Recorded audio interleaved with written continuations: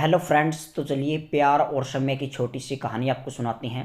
एक टापू था जहां सारी भावनाएं रहा करती थी। एक दिन सभी भावनाओं को पता चला कि वह टापू डूबने वाला है।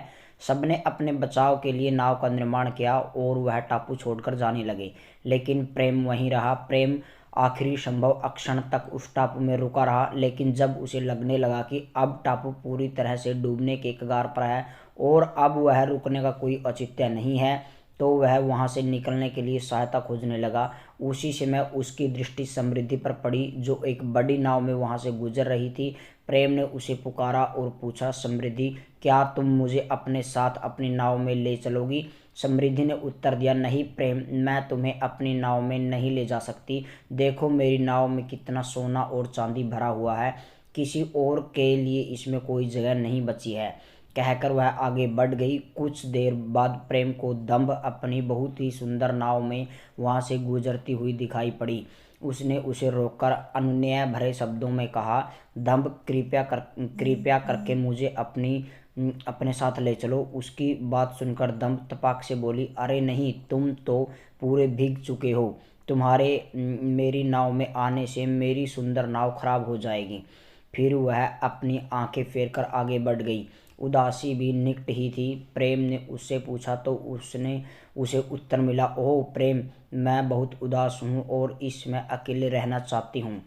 ठीक उसी समय खुशी भी वहाँ से गुजर रही थी, लेकिन वह इतनी खुश थी कि उसने प्रेम की पुकार सुनी ही नहीं और आगे निकल गई। अब प्रेम को लगने लगा कि वह इस द्वीप के साथ ही डूब जाएगा और वह अपने अंतिम क्षण की प्रतीक्षा करने लगा।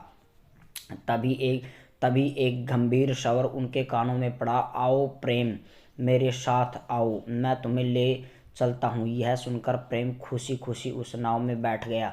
उसने ये तक नहीं पूछा कि वे कहाँ जा रही हैं और उसे ले जाने वाला कौन है। सूखी धरती पर पहुँचने के बाद उस गंभीर आवाज़ में प्रेम को वहां छोड़ दिया और अपने रास्ते पर चला गया। कुछ देर राहत की सांस लेने के बाद प्रेम को यह एहसास हुआ कि जिसकी सहायता से उसकी जान बच पाई है, उसके बारे में उसे ये तक पता नहीं कि वह कौन है। वह ज्ञान के पास गया और उसने पूछा कि उसे बचाने वाला कौन था।